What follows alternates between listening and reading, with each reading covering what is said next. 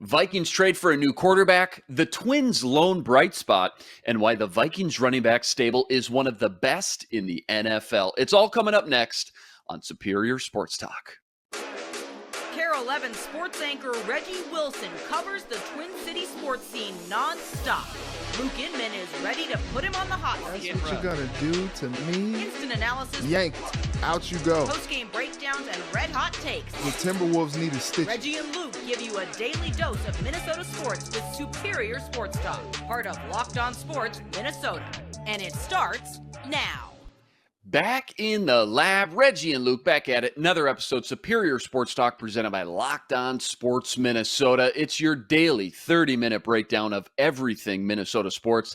That's Reggie Wilson on Twitter, at Reggie Wilson TV, and on KARE 11. Happy Tuesday, Reg. Minnesota State Fair, officially right around the corner, and that means football is in the air. And all of a sudden, we got a new Vikings quarterback in the mix to talk about today. Absolutely. Should be a good Vikings quarterback that we're talking about today. Yes, sir. Remember, follow along, Locked On Minnesota YouTube channel. Hit the subscribe button, and on Twitter, give us a follow at Locked On MIN. And remember, we're a podcast too, free and available, all platforms, Spotify, Apple, you name it. We got it. And a plethora of choices over there, too. The Ron Johnson Show, The Football Party, and more. Your one-stop shop with endless Vikings talk with local experts. Subscribe, drop us a 5-star review, and take us everywhere on the go so you never miss any of the action. All right, to football we go. 15 days until week 1 of the NFL season kicks off. And the Vikings made a move for a new quarterback yesterday. We talked about it very briefly. It was breaking news as we were recording yesterday, trading a conditional 2024 7th-round pick for backup Raiders quarterback Nick Mullens. He started 16 games in the league. 15 of those starts came in San Francisco, so under the Shanahan system. So it makes sense why Kevin O'Connell and Kwesi would bring him in after they got a nice long look at him 2 weeks ago in that first preseason game in Vegas. Reggie, it's not like these guys grow on trees here, man. I mean, the cupboard is bare. The options were thin at this point. You're just 2 weeks before the season starts. And without giving up huge draft capital, too, that's the other thing you got to keep in mind. I think this move was an absolute win. A low-risk, high-reward type of outcome.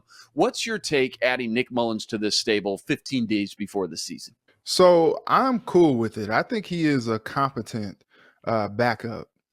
17 starts, 20 games. And you may remember when he was starting for the 49ers, I mean, like, the dude looked good. They were talking about him, being like the possible next big thing at quarterback, but he struggled with turnovers. He threw 26 touchdowns, 22 interceptions. And, when you can't hold on to the ball, when you can't keep the football on your own team, then that's pretty much a key to the downfall. But I think if you have this guy as someone who can just fill in maybe a couple times if something happens, if they had a guy like Nick Mullens against the Packers last year, I think they had a little bit more of a fighting chance than they ended up having with Mannion and like a play of mind in Green Bay with their season on the line trying to get into the playoffs. And so I think when you watch that preseason game, you looked at both of these guys, Sean Mannion, Kellen Mond, and you're just like, yeah, I don't know.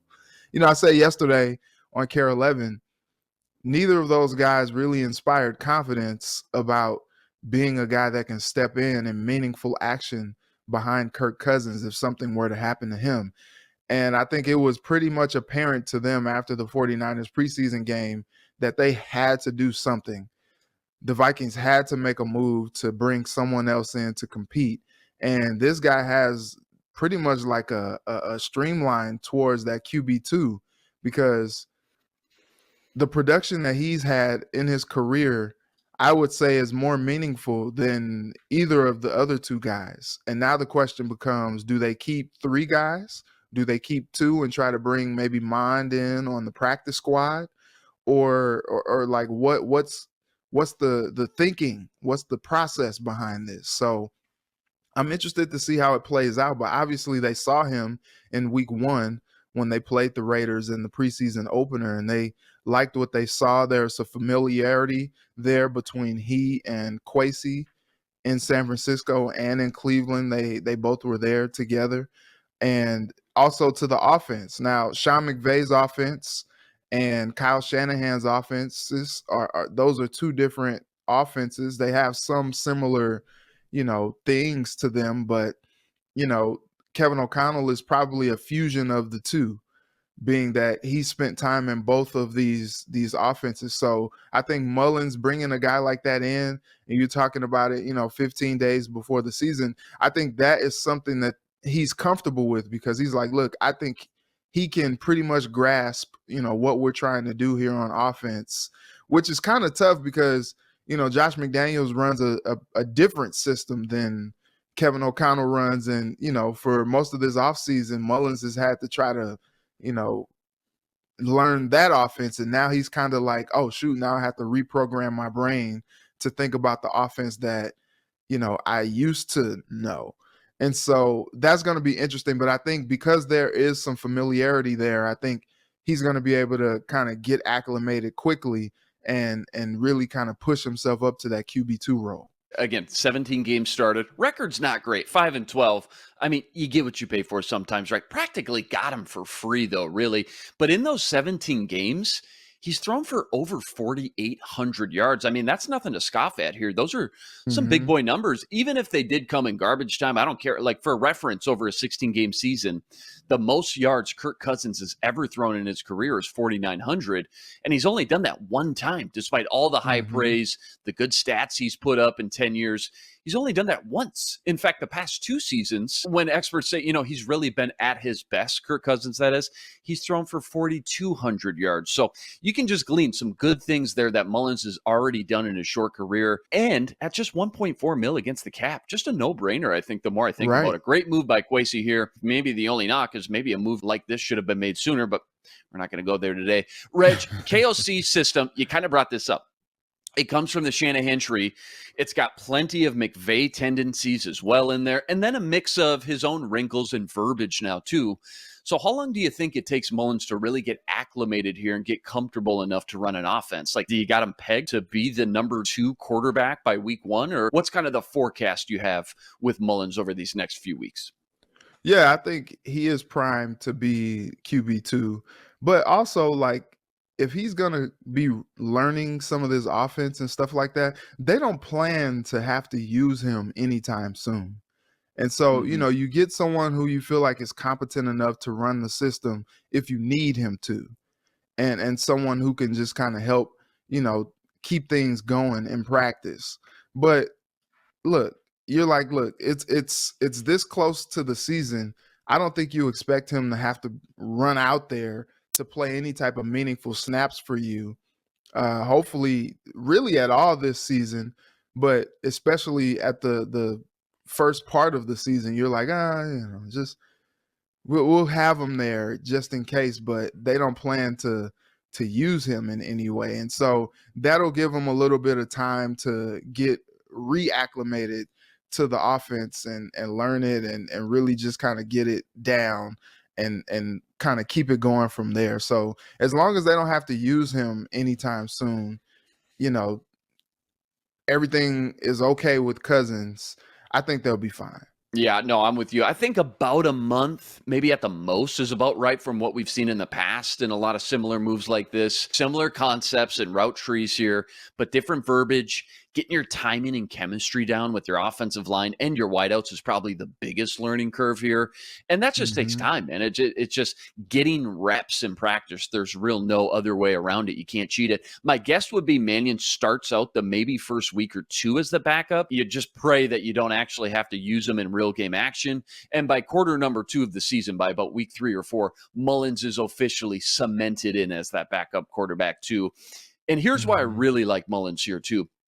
I just think he's the perfect balance of the old vet Mannion, just kind of capped out physically on his last leg. You look at the long-term plan, Mannion's not in that window.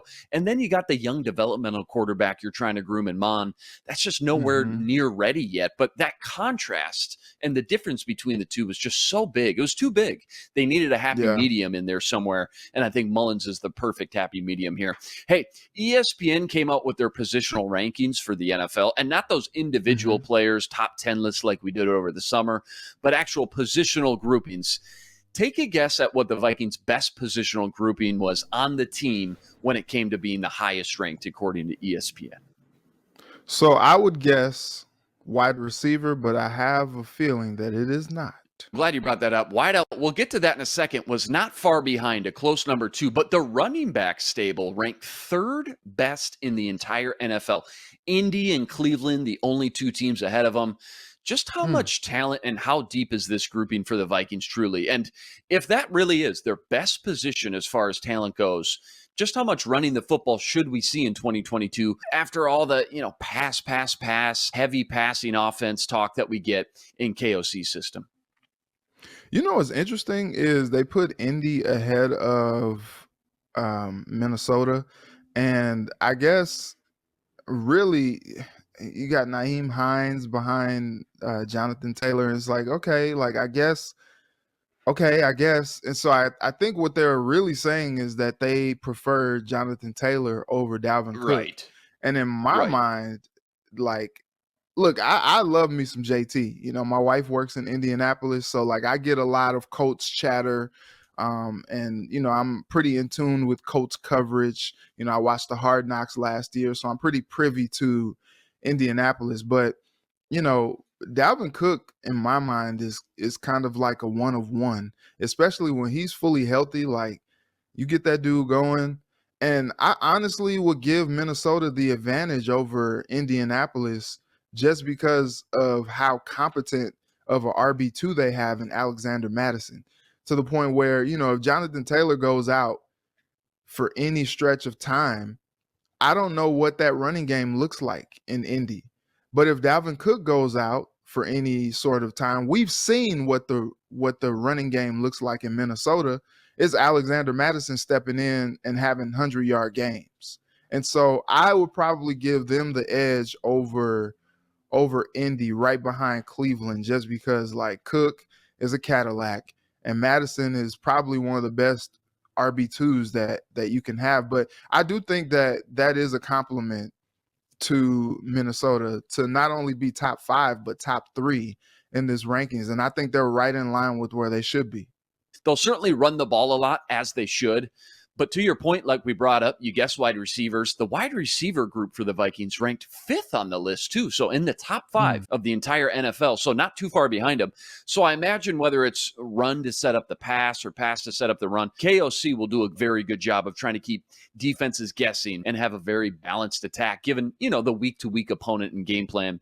We want to know what you think of Nick Mullens' trade and what's better, our running backs or our wideout stable. Go comment on the YouTube channel and let us know what you think. Remember, Locked On Sports Minnesota gives you endless Vikings talk with local experts and now offers you a new podcast all about the Vikes. Minnesota Football Party brings together a panel of podcasters and writers with big opinions on the purple. Myself, Arif Hassan of The Athletic, Luke Braun of Locked On Vikings, and of course, Sam Ekstrom of The Ron Johnson Show. Give you an hour of Vikings talk every Monday and Thursday. Find the show wherever you get your podcast by subscribing to Locked On Sports Minnesota or watch the show on YouTube for free, Reg. I mean, we're giving it away with inflation. You kidding me, man? You can't beat these prices.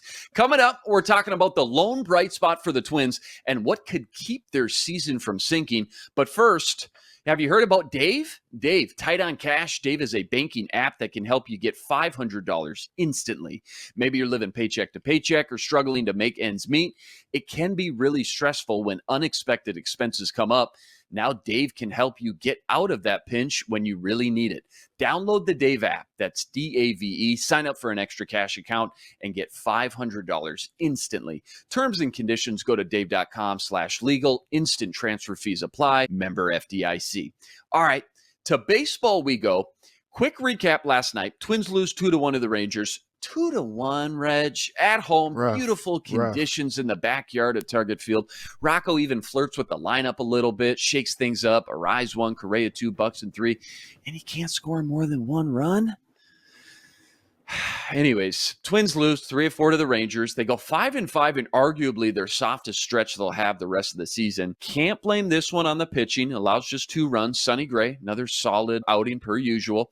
And the relief pitchers held their own. Reggie, before I get into the one lone bright spot on this team, quick thoughts on last night's game. And if what we're watching is just kind of what the Twins are at this point.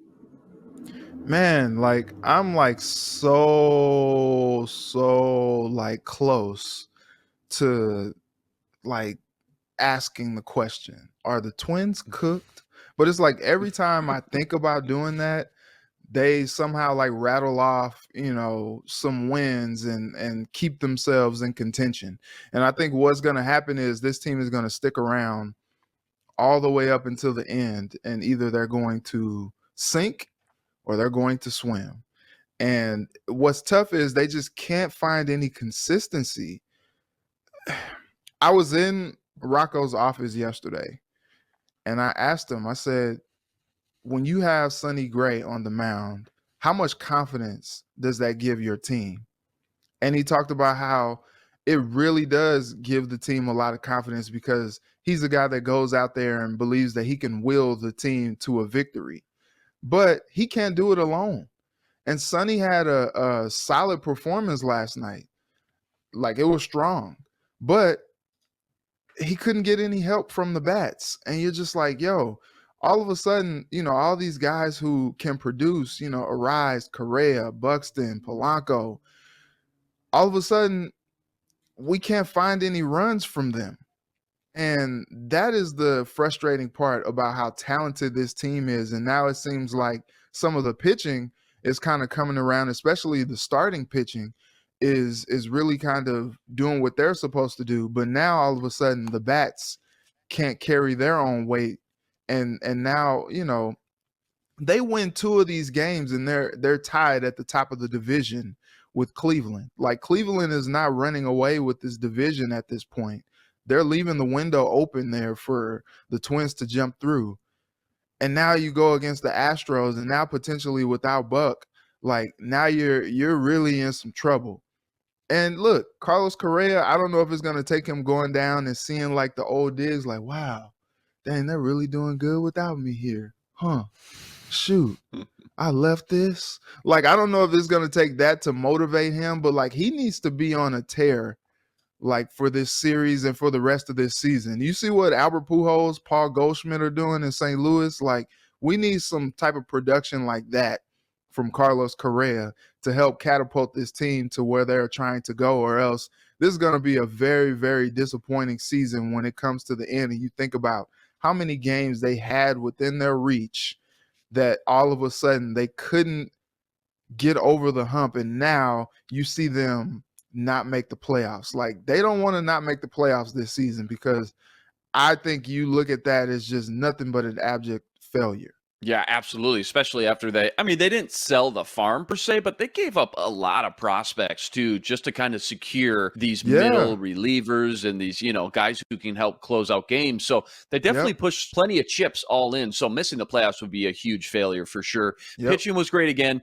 And what a just mind twist of a team from what we expected heading into the season. Remember that way back when, 4 months ago, one of our very first shows here ever on Superior Sports Talk happened to fall the first week of the MLB season, and we sat here and said, well, get ready for a lot of double-digit games. They'll have to win a lot of these, 12-10 this year. Bats are going to be great again, but the pitching, I don't know, probably going to be their downfall, right? Their biggest, weakest link. Absolute polar opposite from what we expected. And as good as Sonny Gray's been and Joe Ryan at times, by far, the one lone bright spot on this roster right now, the diamond in the rough, the hidden gem, Johan Duran, without a doubt. ESPN released their updated rookie rankings. It's easy to forget this guy's still technically a rookie too, Reg. Johan Duran lands number 7 on the list, which I think for a relief pitcher is pretty dang impressive, really, when you look at some of the other names on the list there and the positions they play.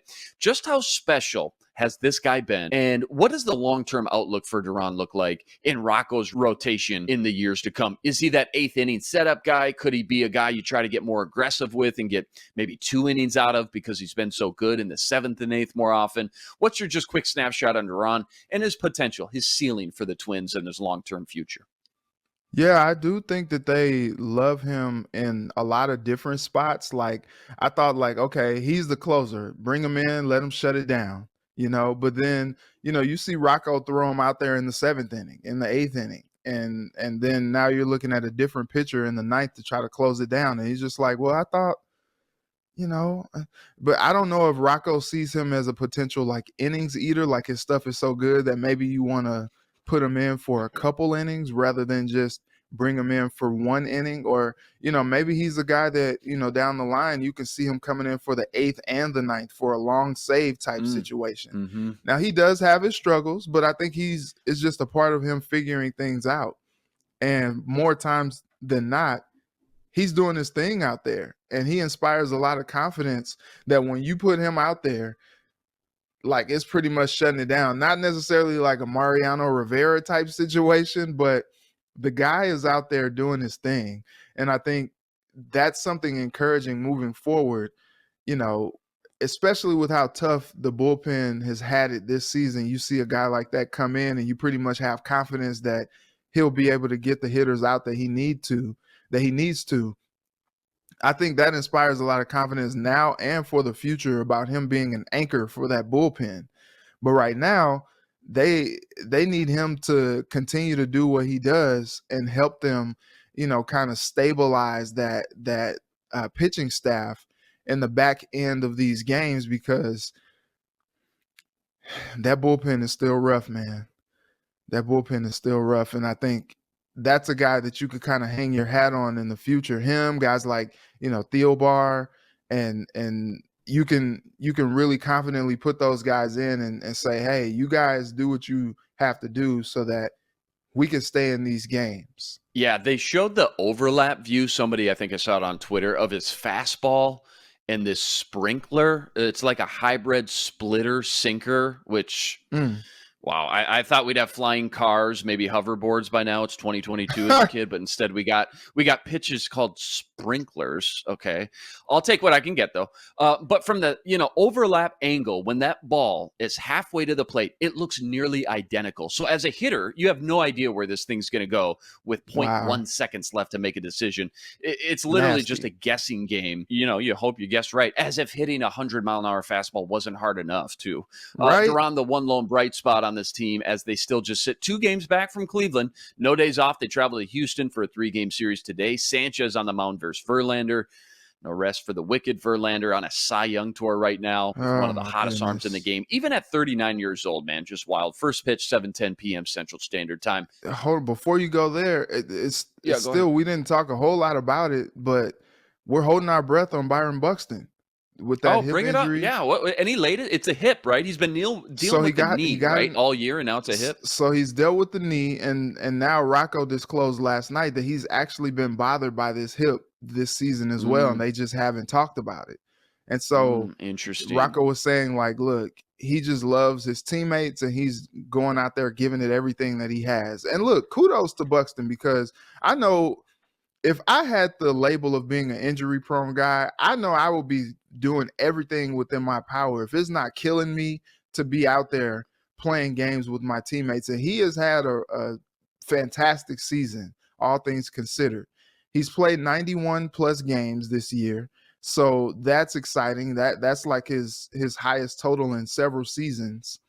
But look, these nagging injuries eventually catch up to you. He was just, out there swinging the bat in the 4th inning, and all of a sudden the hip tweaked or, something like that. He's out there trying to shake it off, and shout out to him. He still went out there in the next half inning and played the outfield. Went out there, tried to dive for a ball in the outfield and missed it.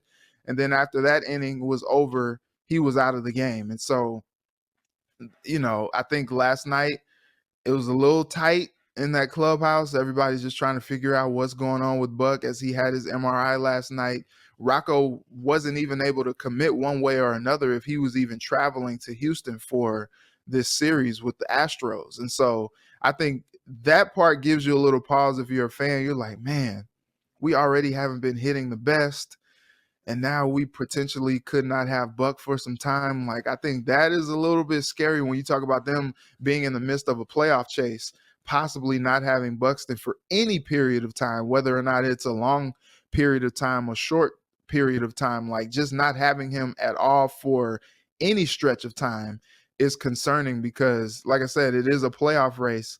They are not out of it. They're still in fighting range, and you want to have a guy who's been your catalyst and best player all season out there, and now you're just kind of tight we're awaiting updates today on what Buxton's status is and what the prognosis is for the hip. But you're a little scared right now. The boots are kind of shaking a little bit as we try to figure out what's going on with him. Maybe this can help connect some dots, or maybe it has nothing to do with one another, but I know he's one of the fastest players in the league. Why does he only have 6 stolen bases this year? Why did he only have 9 the year before? And I know he only played 39 games in 2020, but he only had 2 stolen bases in 2020 as well. I thought this guy was supposed to be, like a Ricky Henderson type. Why is that not only does Buxton stolen bases number seem so low for how fast he is, but the Twins in general are one of the worst teams at stolen bases as well. Just real quick as we wrap up. Any thoughts on that? I think it's the injury. Remember when he was sliding into second earlier this season? That was the first time he hit the IL stint. Just a routine slide into second. I think you try to minimize his chances for injury as much as possible because you have to kind of save Buck from himself. When he goes out there, he puts it all on the line. And that's awesome to have a guy like that. But when you put it all out there on the line and you are prone to some of these freak injuries, it's just like, okay, look, die for one a couple times, jump up there for a ball, just, a couple times, but don't do that. Pick your often. battles here a little bit. Pick the battles and live to swing and to, run another day. And I think that's probably one of the things, like the focus is on him as a hitter and as an outfielder. He is necessarily like that 5-tool player. That's him. But at the same time, when you have the injury concerns that you have with Buck, you're just like, look, you can't do everything. I do think if he was a guy that was like Iron Man and durable, you would see him stealing 20 plus, 30 plus bases every season. But because of this injury thing, you're just like, look, let's just not. Now, I can't explain that for everybody else. I think when you got a guy like Nick Gordon on the team and some of these guys that you have, maybe you see them stealing a little bit more bases, but like when you look at the roster up and down, you don't see a whole lot of speed. So that kind of makes sense for why their stolen bases numbers are down. Yeah, maybe the worst thing in all of sports, injuries. It's so heartbreaking and frustrating too to see such great talents. And it happens in every sport every year. It will always happen. It's just part of the game. But see such great talents kind of go so untapped because they just can't string enough games together and put that body of work, together consistently for a long enough period of time. And nobody's harder on himself than Buxton is. So certainly prayers up for him. Hopefully it's just a couple days, maybe 10, 15. They certainly need him. Coming up, we're getting into our Gimme One segment. Reggie's going to give me one Kirk Cousins stat line for the 2022 season. Remember, when you subscribe to Locked On Sports Minnesota, you're getting endless Vikings talk with local experts. Sam and Ron talk football every day on the Ron Johnson Show. Reggie Wilson gives us a sports anchor's perspective on superior sports talk. And the Minnesota Football Party brings together the top Vikings podcasters in the city. Subscribe to the free Locked On Sports Minnesota podcast feed wherever you find your podcasts and drop us a 5-star review or find our videos on the Locked On Sports Minnesota YouTube channel. Hit the subscribe button there. Leave us a comment. Let us know what you think. Reggie, the 2022 NFL season on the horizon. Vikings over-under win totals at 8.5. Odds to win the Super Bowl sitting at a juicy 25-1. And you can find all these odds and more with BetOnline, betonline.net. The fastest and easiest way to check in on all the latest lines and future bets and more. Find all your favorite sports and events with BetOnline, the number one source for all your betting needs. Stats, news, and info. BetOnline makes betting easy. Go to betonline.net today to learn more. That's betonline.net. It's where the game starts. All right, time has come. One of my new favorite segments called Gimme One. I'm going to throw out a Viking topics to Reggie. He's going to give me his first response that comes to mind. Quick explanation. Let's jump right into it. Here we go. Reg, give me one reason to still support the NFL preseason format. We've already seen it drop from 4 games to 3. Just feels like we may be on the way out altogether 5-10 years from now. I can't give you one. I'm sorry. You got nothing. I think that's all. I think what's cool is, we see the production from a guy like T.Y. McGill and you're just like, wow, like that's a cool story, And so you see the preseason for guys like that. And sometimes practice reps are just a little bit different than game reps, like not that guys aren't going out there and doing their thing, but sometimes in games, things happen, and the ball is a little bit fortuitous. Sometimes a play might find its way to you. And not saying that it can't happen in practice, but sometimes, I think if they had maybe 1 or 2 preseason games, that would be okay. But we saw during the pandemic, like, they didn't have any, and that season still went off without a hitch. It was one of the best NFL seasons that we've seen. And so I think that's okay if they don't have a preseason, especially when you look at, man, they filled up the US Bank Stadium this past weekend. There was not a starter in sight. 27 guys that they had not playing for the Vikings against the 49ers. Fans are getting out there getting Kellen Mond and his low passer rating in one quarter, getting Sean Mannion and his low passer rating. Well, I guess his passer rating wasn't all that bad, but he didn't really do anything that really was exciting in the game as well. Like, what are the fans paying to see? I guess just a fun environment seeing the guys in purple play again. That I guess that's the fun of it. But like, when you look at it, it's almost just a money grab. And it's sad to say for us too that it just makes us feel, cheap, if you will. Like, hey man, whatever dirty. product they put out there. Whatever product they put out there, we're gonna pay to watch it. And it's just like, look, we deserve better. I want better for us, we're like that in that abusive relationship where all the friends is like, girl, leave him. He don't deserve you. And it's just like, we're like, okay, yeah, okay. And then they sprinkle a little bit of football in our face and we're just like, ooh. And he's the changed. cycle just he's keeps changed. Going. Yeah. No, girl, look, because you don't see the Vikings that I see. You don't see the team that I see. They're different. And the friend is just like, girl, no, they're not. Same purple. It's the same purple. You can wait. Oh my gosh. You can wait. And so I think that's one of the things. Like I said, the 2020 season, we didn't see any preseason games, and that season was still awesome. So like, and with comments that Kevin O'Connell is making, like, yeah, we saw enough from the team in practice. We were comfortable with what we saw from the team that we didn't need to see them in a game scenario. And it's just like, well, if you're saying that, then what? Like, you're telling on yourself, brother. Like, maybe they don't need preseason games. Yeah, and remember Aaron Rodgers in a little, locker room press conference said, we get more out of these practices than we do the preseason games. I'm just letting you know that's just how it is too. So definitely some sprinkles, some quotes from both players and coaches throughout this offseason and preseason that's just starting to glean that maybe they would rather do that as well. And let's be real. You touched on it. It's a business. NFL, it's an industry. It's worth over $10 billion. The owners, they make no money on these preseason games. I know you said they sold out at the bank, but that's just one team, one game, and they can't charge as much as well either. So, they want more regular season games where they can sell out 64,000 seat stadiums. And the players don't want to risk their health or injury getting hurt in a meaningless preseason game. Happens every year. Andrew Booth Jr. last Saturday, Zach Wilson with a big scare. J.K. Dobbins tore his ACL last preseason. I think very quickly you'll see them drop down to 2 preseason games. And then we'll sit there for about a couple years, and then maybe you might see it drop down even further, 5 years from that. And they do more things like joint practices, etc., into the mix. Still feels like you're getting those reps against different opponents. That's just my best educated guess anyways. Next one up, Reggie, give me one Kirk Cousins stat line you're predicting for this 2022 season. What do you got? One Kirk Cousins stat line. I'm going to go 35 touchdowns. 35 touchdowns. How about that? Now that we're on the topic and the door's cracked open, how many yards you got him going for? How many yards? Oh, it's going to be 4,000 plus. I think it's going to be 4,000 plus. They're going to throw this thing around. So, article just came out this morning from The Athletic. The Vikings love KJ Osborne and see a big role for him in 2022. And so what I have long said is that the Vikings are going to have 3 receivers over 1,000 yards.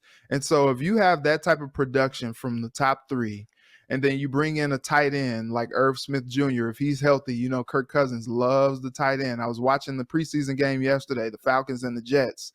Saw Tyler Conklin over there in that green, and I'm just like, dang, what happened? Kirk's probably like watching longingly, just like, I miss you.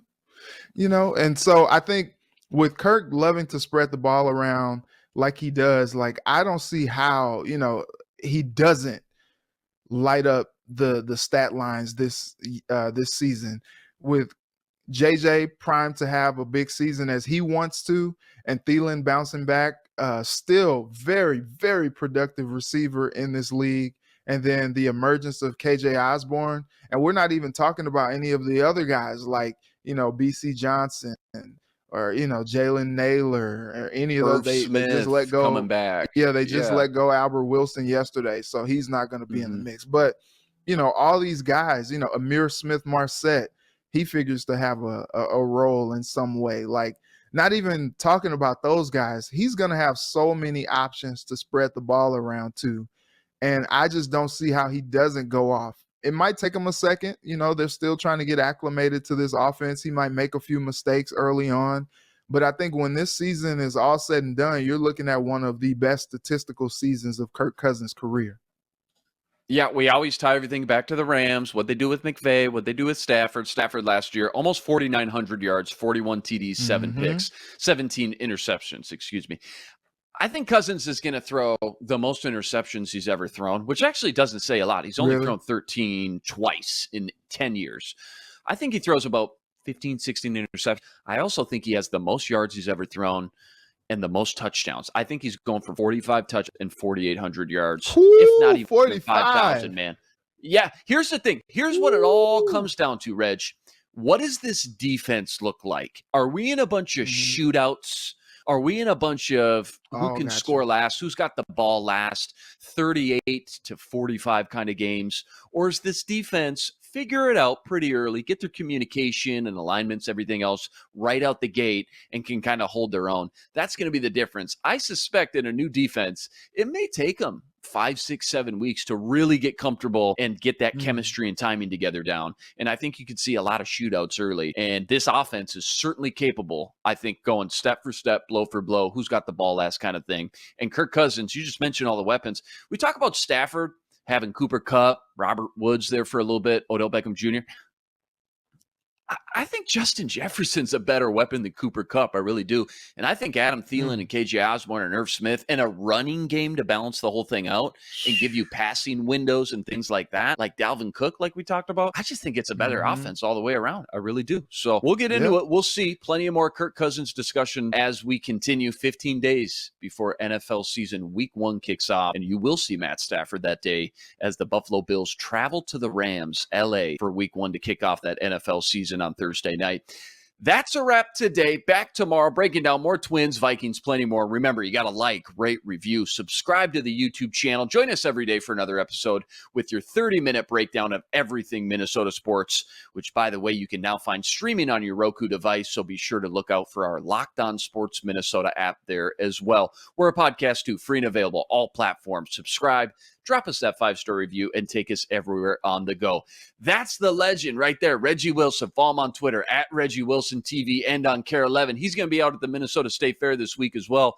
I'm Luke Inman on Twitter at Luke_Spinman. Special thanks to our producer, Matt DeBritz. Tune in tomorrow. Superior Sports Talk, part of Locked On Sports Minnesota. For Reggie, I'm Luke. Until tomorrow, signing out. Be blessed. Spread love today.